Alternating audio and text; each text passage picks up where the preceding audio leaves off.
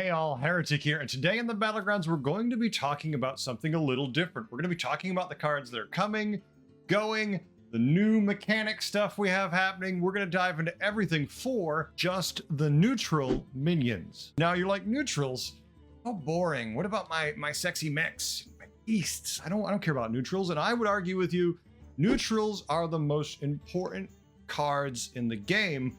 And the reason for that being, yes, you can have a broken card that is completely out of control that dominates a meta, but they are only in the games where their tribes are in. Neutrals are in literally every single game you play. There's no avoiding them. They're always there. So if a neutral is really powerful or enabling to something you might want to do, you want to know all about it because, hey, it's going to be there every single game. Now, the cards you might need with it might never show up. It might never show up, but at least you know what to look for if we can cover them all here. So we're going to talk into all the new ones because if you think about it, a Murloc board can be good. You got Primal Fins, you got Young Merc Eyes, you feel great. Brand makes it better. You got a Death Rattle Beast board, you got a Goldrin. Well, Goldrin's great, Macaw's great. Titus makes it next level. Quillbore, you need to have Drakari for most of those late game builds to really fly. So let's look at all of the neutrals that are currently going to be leaving with the next big meta that are hitting right now. We're going to jump right into it. And the first one we have going is Poetic Pen Pal. Makes perfect sense, right? Poetic Pen Pal, who cares? Buddies are gone. Why do I need to have this buddy in play, right? So Poetic Pen Pal, your time with us is over. Another friend going is going to be Fire Dancer. Now, Fire Dancer is actually kind of a good card at times. When you desperately need to knock off a bunch of divine shields or take out 1 health minions, Fire Dancer's great. It also can mess with you and it enables a bunch of shenanigans with different beast boards and whatnot. So maybe Fire Dancer going away isn't too bad, but I'm sad because I like it because it counters divine shields really well. Talk about counter tech cards that's leaving. Sinduri Straight Shot, gone. No more will we have this Wind Fury, Divine Shield friend, removing Reborn, or just making it so you don't have to kill that nasty taunt. That 400 trickster that is going to be irritating. Doesn't matter, because you just took taunt off it. Now, if your next minion hits that, that's not Sinduri's fault. Sinduri did their part.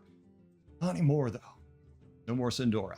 Unforgiving Treant, well, wasn't here terribly long, was relatively impactful in some builds, especially, did you have a lot of Divine Shield? This thing was a lot of fun, and the earlier you got it, the better, right? You got a couple Divine Shields, you triple into this thing, you're like, oh, here comes the attack buff.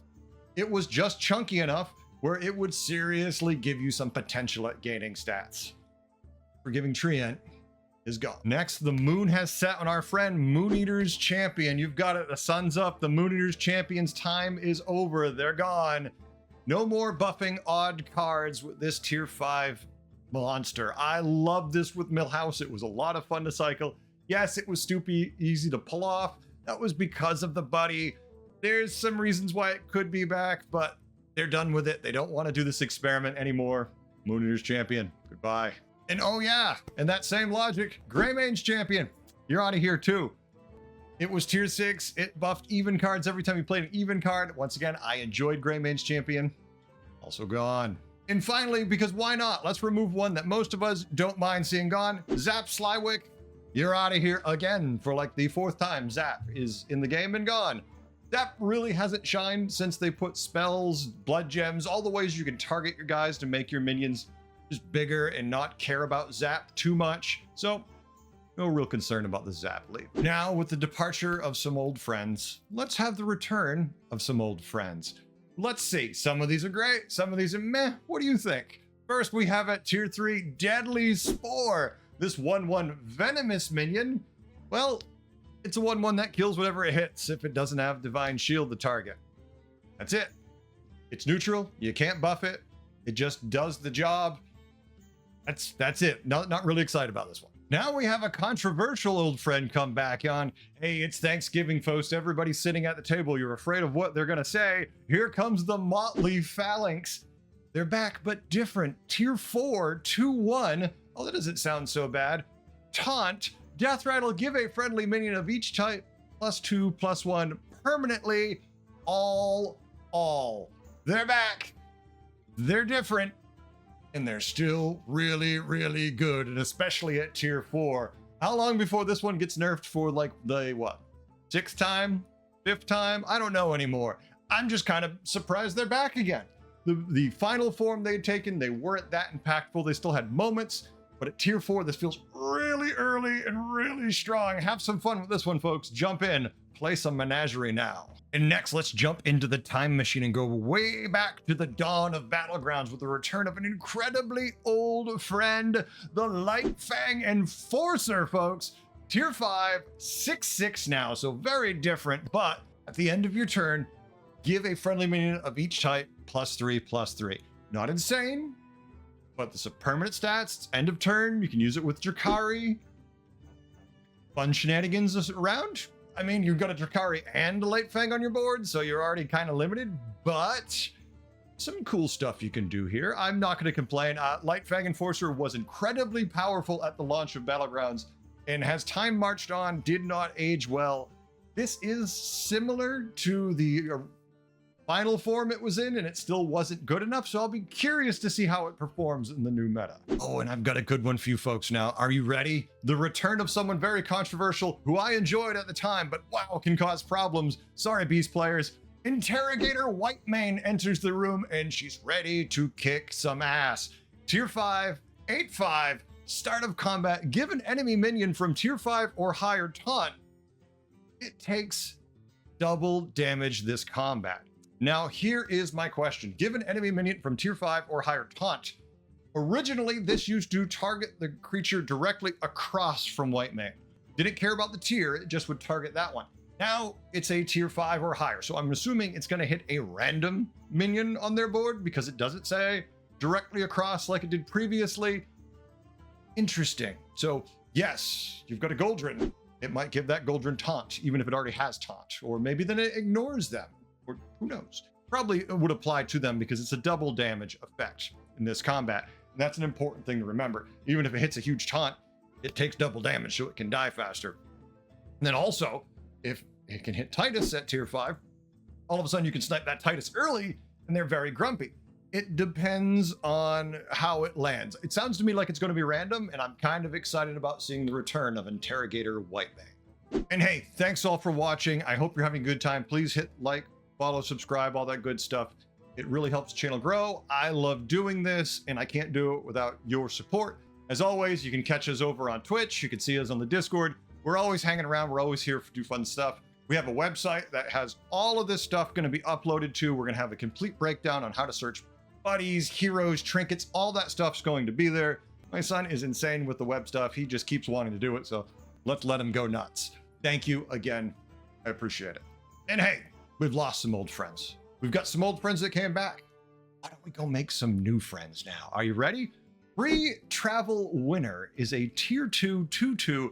At the start of every turn, if this minion survived the last combat, remove this and get a triple reward. All this needs to do is survive and you get a triple. Now, I'm going to assume that since it says it gives it to you right then and there, you can't do anything crazy like then tier up during your turn to get a better reward. It's going to be whatever tier you're on, but who cares? You tripled on a tier 2, it gives you a 3. Worst case scenario, you're turning a 2 into a 3. Pretty badass. I like this a lot. With stealth and other weird mechanics we might be able to finagle, who knows what kind of shenanigans we can have making. You get a really strong board, you can take this, just guarantee yourself a triple. This will be an interesting card to see how it plays out. Next, we've got tier 4 2/1 Inspiring Underdog. Battlecry, give your minions from tier 3 or lower +2/+1. Nice solid stat buff.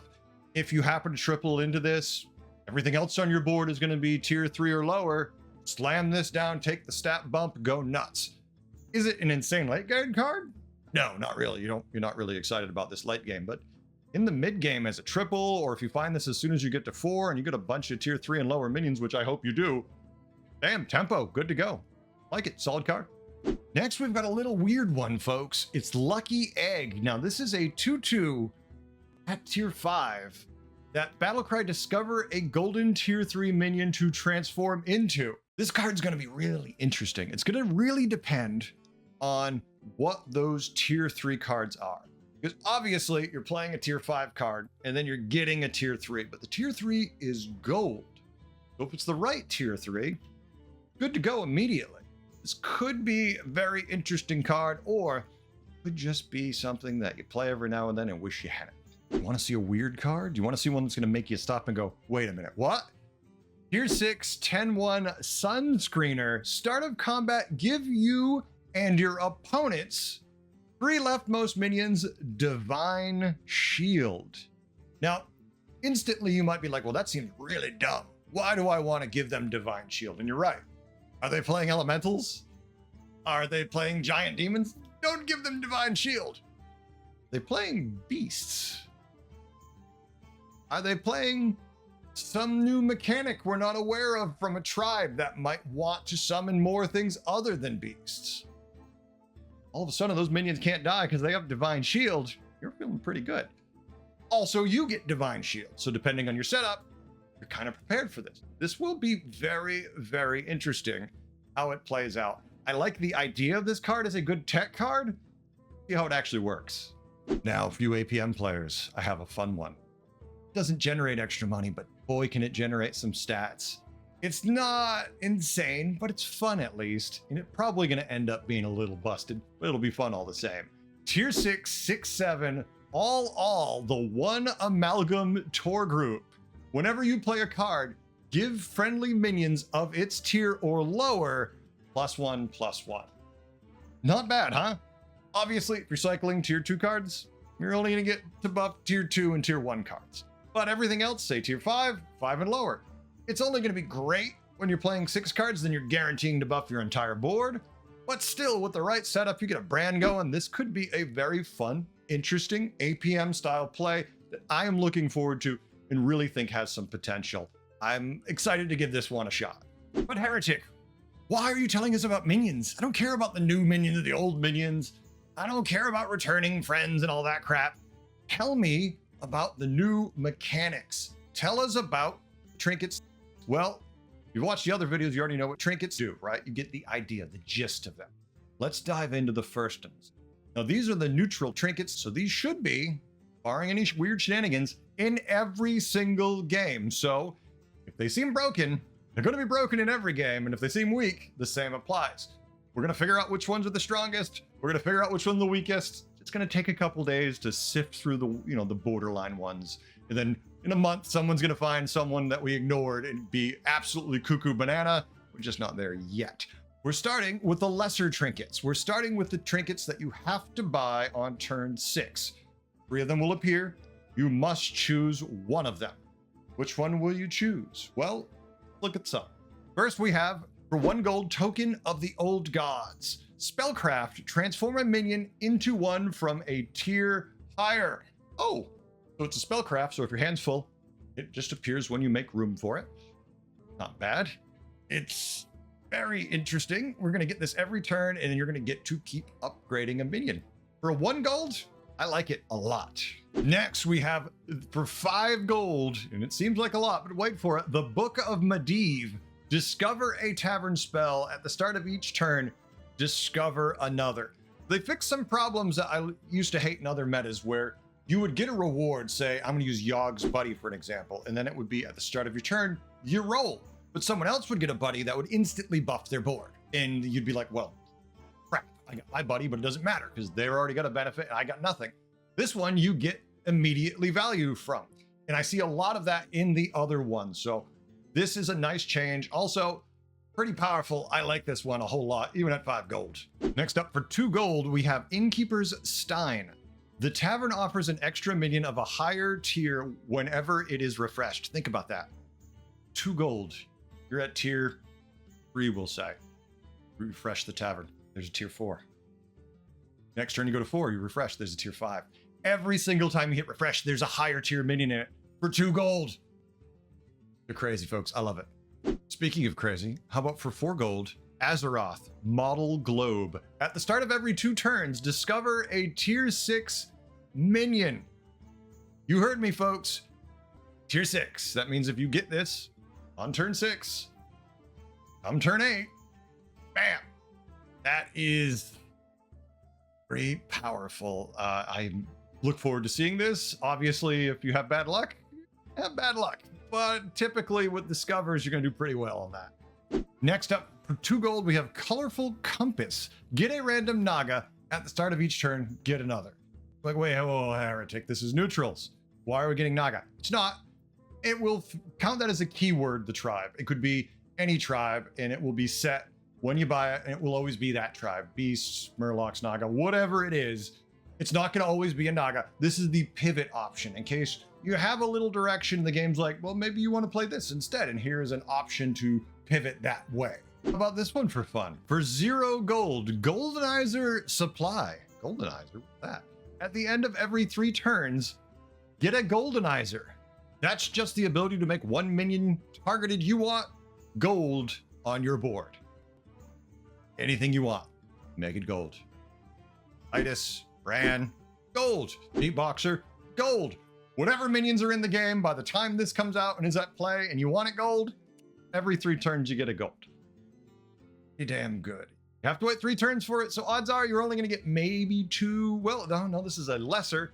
You could get 3, 4 uses out of this. Game runs really long. 5, 6 uses. Say hello to your golden board. Have fun. For 2 gold, we have the Goblin Wallet. At the end of every turn, increase your maximum gold by 1. Timeout. Think about that. This is turn 6. Your maximum gold is increased by 1 every turn. And it's an end of turn effect. Does it stack with Jakari? Probably. You want to print gold? This is the trinket for you. 4 gold, Souvenir Stand. Whenever you buy your greater trinket, this transforms into a copy of it. So for 4 gold, you get nothing yet. But then as soon as you get your greater trinket, you have 2 of them. Oh my, this is gonna be nuts. You're gonna be weak for just a minute, but when you're strong, you're strong. 2 gold trip vouchers. In 2 turns, choose a greater trinket to buy and replace this. That's it. 2 gold. You just delay a little bit, and then you get a greater. Why have a lesser and a greater when you can just have 2 greater? And for 6 gold, you want a tier 5 minion that buffs your menagerie board if that's what you want to play? Enforcer Portrait. Get a Lightfang Enforcer. Your Lightfang Enforcers have all minion types. So you get a Lightfang, but it's not neutral. It's an all-all. So it's gonna buff itself and all your other tribes. Okay, I'm listening. I'm considering. 2 gold, the Eye of Dalaran. Whenever a friendly minion with no type dies, get a random tavern spell. Do you have a couple neutral minions? There you go. Now you're generating tavern spells. Insane, no, but if you're running most boards, you typically will have 1, maybe 2 late game utility neutral minions, which now generate spells for you because of this trinket. So you'll be more likely to keep them. When you have the board with multiple neutrals and you're like, I might cut one. Well, I might not want to because those spells. Probably still, but you never know.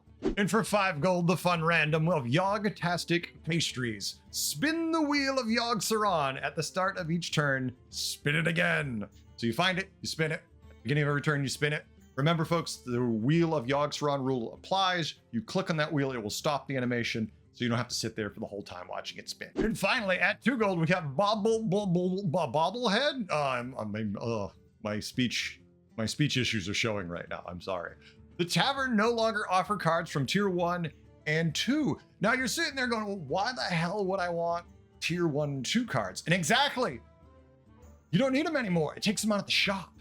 Which means if you don't need any tier 1 and 2 for cycling or anything like that, you've just removed a ton of minions from the pool. Making it less diluted means you are more likely to find the cards that you want than anybody else. And that's it. We're done with the garbage. We're done with the little silly, the lesser trinkets. For the lesser players. We are the greater players. We want the greater trinkets. Here they are. Let's talk about them. Let's get excited. Let's see what we're going to be finding on turn 9. Buying for a little bit of gold, of course. 4 gold, Ironforge Anvil. Start of combat, triple the stats of your minions with no type. Each of your neutrals will triple their stats. Not bad. They're neutrals, so how much you really buff them?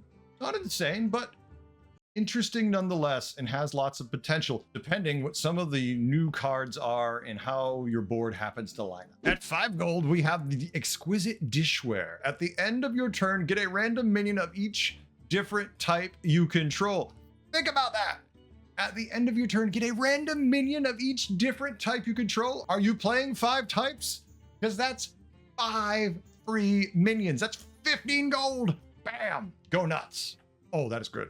That is good. It's expensive, but it's good. And hey, for 5 gold, did you like the Book of Medivh? Well, have you seen the 2nd edition? Because the Book of Medivh, the sequel to the first one, really should have a different name. It should have a better, flashier name. I don't know. The Return of Medivh or something. Discover 2 tavern spells at the start of each turn. Discover 2 more. You play it, 2 tavern spells. Every turn you get 2 tavern spells. Insane value. Love it. Next up, we have for 3 gold, Colorful Compass. Get 2 random Naga at the start of each turn. Get 2 more. Now, first of all, we're doing neutral stuff. You're like, why is this in here if we're doing neutral stuff? Because this is going to be the pivot option. It's not going to be Naga. It could be any tribe it will list. It'll say either Beast, Mechs, all the different tribes. It'll say one of them, and that's what it will always give you 2 random of at the start of each turn. It's just an option, regardless of what you're playing. This is a new pass you could take because it's going to give you the minions, and at 3 gold, 2 minions a turn is really damn good. And I don't care what you're doing. That's always going to be tempting, just the 2 free minions, depending on, how strong you are and what the other options are. For 2 gold, Devourer Sticker. Get a Channel the Devourer at the start of each turn, get another. Target a minion, remove it from the board. It slaps those stats on a random minion on your side of the board and shenanigans ensue. For 2 gold, not bad at all. Playing Mutanus feels a little weird, but am I gonna get double? Can he get it? Is that an option? Let's see. Next up, I have one I have a lot of questions for because I have no clue what the answers are. But for 5 gold, Kazaran Chess Set. Start of combat, summon a copy of each of your minions. Well, that implies there's room for them. Could I only field a 3 minion board, a 4 minion board, and the first 3 I'll get extras of? I don't know. There could be some interesting different boards coming on here. If I'm understanding it, and that's how it is, say you run 4 minions, the first 3 minions it would copy. Interesting. That is some insane fun shenanigans. I want to see if that's how it's going to work, and then I want to play it because it sounds fun. 2 gold, Peace Bloom Candles. The first 2 tavern spells you buy each turn are free. Yes, please. For 2 gold, 2 tavern spells every turn for free. Yeah, it's random what's in the shop, but who cares? I want this. 6 gold, Peggle's Fishing Rod. Get a random tier 7 minion at the start of the turn. Each turn, another. Okay. Tier 7 randoms. It's not discover, it's random. But you're gonna get 1 every turn. Not bad. That turn 9. But they're tier 7. Some of them will be trash, some of them will be good. It depends what tribes are in. This will be very interesting to see. It's a little expensive, but it could be really good. How about a 0 gold one? Bob's Tip Jar. Gain 3 gold. Increase your maximum gold by 3. So let's say your base gold is still 10. You'd get 13. It would stay at 13. It doesn't keep going up forever, but still good. Increasing that gold is a free minion a turn, essentially. I like it. Now let us dive into the spells, because of course a couple spells have to be coming, going, being redone, right? Something has to change. Well, no spells are actively leaving that I'm aware of, but Corrupted Cupcakes has been changed. Tier 5, 4 gold, choose a friendly demon. It consumes 3 random minions in the tavern to gain their stats. No more the whole tavern. Those days are past. It was far too strong. We all know it. Still pretty good depending how much you buff the tavern. We have a lot of new abilities, spells, trinkets coming into play here. So Corrupted Cupcakes just consuming 3, probably where it should have been to begin with. You want to see a new spell? How about 2 new spells? First, we've got tier 2, 2 gold, Cry Foul. Get a plain copy of a random minion from your last opponent's warband. Ooh. This is essentially the minion Murazon in a spell form, but at tier 2. You can get this super early. It is potentially very good, but it's random. Could be complete garbage, but it's still pretty cool. I like this one a lot. I'm going to be looking forward to be playing this anytime, especially on that weird turn 3 when you're already at tier 2 and you've got 5 gold and there's a minion you want, but then you got 2 more gold. Seeing this in the shop, it's only going to give you a tier 1 minion.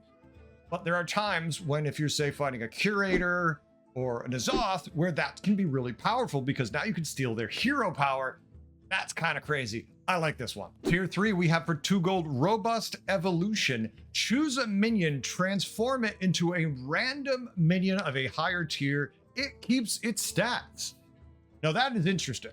So whatever you've managed to buff this thing up to, you can evolve it if it's a minion you're tired of to something higher to just see if you can get better value out of it. Sometimes that's pretty neat and can really give a big reward. Other times, just happy to evolve a minion. I'm not going to complain. I'm pretty happy with this. This looks like something fun. It's cheap. It's low tier, exactly where it should be. Now we're going to jump into the heroes that are being changed because a couple of them have been refinagled a little bit, not dramatically, but we're going to start with Ragnaros the Fire Lord. He has Sulphurous. Now, that's the reward. His quest, I see nothing about, but his hero quest is he must destroy 25 enemy minions to get Sulphurous. I'm going to assume for all intents and purposes, that is the same. But the reward is a little different. Passive at the end of your turn, give your left and rightmost minions +4/+4. So it is just a hair better. Whether or not that'll be worth it, we'll have to see how the new meta shakes up. Kel'Thas is seeing a little bit of a shakeup. His hero power is changing just a hair. Verdant Spheres is now passive. Every third minion you play gains +1/+1 and improve this by +1/+1. This is interesting. This basically turns Kel'Thas into a cycle hero because obviously the more cards you cycle, the more inherent value you're going to get from your Verdant Spheres as they grow bigger and bigger as you play more and more minions throughout the game. And it is just a passive scaling buff. I don't know how good this is actually going to be. You're going to have to try to force a lot of cycling, but it could be an interesting mechanic, especially with magnetics and whatnot. It just could work, but get some games in and see. Dancing Daryl got a little bit of a tiny bit of an update, and that is his hero power now is passive. When you play a minion, give it a +1/+1 hat that passes to a friendly minion when sold. Now, previously, this is when you buy a minion, you got the hat, and then when you sell it, it still would pass the hat. Basically, I guess this is for the purposes of triples being a hair smaller. Maybe, I'm not exactly sure what the change for this, why it's required. Daryl can be a difficult hero for a lot of people. I enjoy playing Daryl, but I can understand why people stay away from him. But that's the change. We'll see how it works. Fun one here. In the heroes that have been changed, it just says Gallywix is banned in elemental lobbies. No other changes. Trade Prince fans, you're the same. Unfortunately, one of your favorite tribes to play in, now they won't let you in the door. Now, Guff actually got a pretty interesting and kind of exciting change. The hero power is very different from what it was before, and you'll see. Natural Balance passive, after you buy 30 tiers worth of cards, get a triple reward. 30 left. So obviously at very low tiers, hard to earn that triple reward. If you stayed at tier 1, you'd have to buy 30 cards to get a tier 2 card. I'm going to advise against that. But as you get to higher tier 6, for example, that's a lot easier to pull off. Still not easy, but there are times when it's very doable, and this is a more interesting thing, I think, as opposed to the raw stats you got. I think a lot of people liked Guff because it was very simple to play. Oh, I buy them, I spend a gold, I get some stats. Now, there's a little bit more to be involved with. It's more of a long-term investment, but you know you're getting triples. Even if you never find 3 of a card, you just have to buy 30 tiers worth of cards. Kind of interesting. I kind of like this change. So now that we've seen the heroes being changed, let's look at the hero that's new. You've never seen before. Brand new. Exciting, right? Well, maybe. Let's see. Marin the Manager has the ability Fantastic Treasure. Well, fantastic. It's you basically passive on turn 5, choose a lesser trinket to buy. So everyone gets to buy a trinket on turn 6, then a greater trinket on turn 9. You get an extra trinket on turn 5. And I kind of like that because trinkets are already in some cases really powerful and can give you extra greater trinkets and do lots of amazing things. So Marin giving you another one before you get to any of the other ones really is kind of cool. I kind of like his ability. I'm really excited to see how Marin works out. I have some high hopes for him. It looks like a really fun mechanic. And that's it. That is all the different minions coming, going, trinkets, all the shenanigans just from the neutrals, folks. There's going to be a lot more. There's going to be every single day a new list with more information dropping. So stay tuned. We're going to dive into all of it. I hope you had a good time. I hope you learned a few things. If you did, please like, comment, subscribe. Let me know what you think. Engagement be damned. I just want to know what you think about it. I want to know if you think these are cool, dumb. Where do you land? My level right now is excited as hell. I was so tired of buddies. I didn't want them back when they came back. And this is what I was hoping we'd get. Something new and exciting, and damn it, they delivered. Folks, thanks for watching. I hope you learned a few things and you had a good time. I'll catch you next time. Later.